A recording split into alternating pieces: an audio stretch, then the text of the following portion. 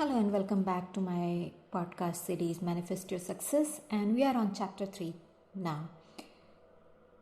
So, positioning yourself is a process of presenting yourself in all aspects of life.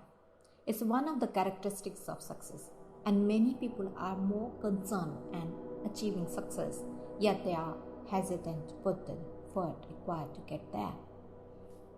Hi, I'm Priya Mishra and welcome back.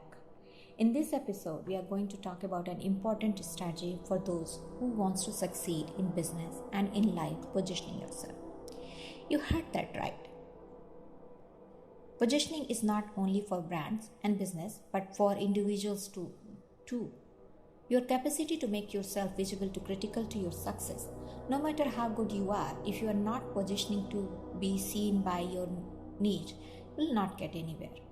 Having said that, let's discuss the big questions. How can you position yourself on your brand for success in a constantly competitive environment? To start off, gentle characteristics such as leadership, interpersonal relationship, public speaking, communication, confidence, and more are becoming extremely relevant. Being amiable, relatable, and approachable still go a long way whether you are positioning a brand or yourself. Power positioning is all about presenting yourself to the right person at the right time and in the right way. You'll be successful individual if you can do it all day, but that doesn't seem possible, is it? This is why you need a strategy even as an individual. Your strategy should be sustainable enough to establish your individual brand in the mind of people without burning yourself on your resources out. Knowing how to strategically put yourself in a strong position is one of the most critical factors to success. Too many people are focused on the ultimate goal of success but are unwilling to put in the effort required to get there. To help you start, let me share some ideas for positioning yourself. Number 1, build yourself up to you in every aspect. Before you position yourself in someone's mind, be careful how you perceiving yourself. The way you see yourself will shape the way others see you. To make sure you believe in yourself first, then action will follow. Next, which your words are action. What's your action and what's your words? The way you act will determine the way someone responds to you. And every word you say shapes people's perception of you. For example, if you act and speak with authentically knowledge and power, people are more likely to trust you and consider you as an expert they can rely on. If you have a business apart from the individual brand, consider building long-term, mutually beneficial connections with each customer or partner. It helps convert one-time customer who loyal ones. You also position yourself as a valuable business response. Tip number 2, be competitive. Healthy competition is very, very important. To operate successful and grow, an individual or corporate brand must be as competitive as possible. And take note that if you are running a company, it's not enough that you are competitive. You must build a value that team that's high performing. They should also see your competitor as their competitor. Everyone from entry-level support employee to top management should reflect your brand and go above and beyond its customer expectations. Together, the customer experience you can give, you cannot give by yourself. To succeed, you need an army in every war. Tip number 3, be distinct.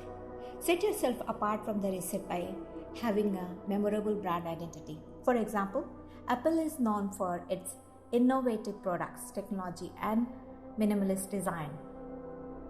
Distinctiveness gives your customers a reason to choose you over the competition. It will keep customers coming back to your brand again and again. And building your relationship, personalizing it as much as possible, giving them the best experience even though when they are exiting or pausing you for some reason, whatever it is reason, maybe money, maybe the market, or they have too many leads, or they have no leads coming up, whatever reason is, give the best experience when they are exiting. Now I'm telling you, they will return back one day. Tip number 4, be passionate. Our drive takes us on the most challenging of situations. It motivates us to go above and beyond to provide excellent provider or service. The last but probably the most important, know your customer. It's essential to have a clear understanding of your target customer. Do a thorough analysis of an interest of your target customer. It raises the quality of your content and allows you to engage with your customer directly. As a result, you'll be more inclined to build a strong personal relationship between your business and customer. To help you further, let me give you some clear picture of successful brand positioning. Allow me to share some successful individuals who stands out in terms of positioning. On top of this list is Oprah Winfrey. The Oprah name now has a significant amount of value. She's learned that she can use her brand to influence individual behavior, and now she has become a millionaire because of her ability to leverage her brand. Oprah's experiences empowered her to live her dream life while also earning money. Oprah always has a message to share. Different components of her brand are always recognized. One of them is consistency. People are influenced by how they see her conduct, which drives people's behavior and attitude. Oprah also believes that successful branding requires commitment. Her brand was solidified due to years of delivering high-quality show and output. The quality never been compromised. Another woman that exemplified successfully brand positioning is Lolly Daskal. Lolly Daskal was an expert in international leadership and consultancy. She is in demand and has a large number of social media followers. Her tweets have a typical style, to the point where you might recognize the Lolly Daskal message, even if you haven't read who wrote the tweet.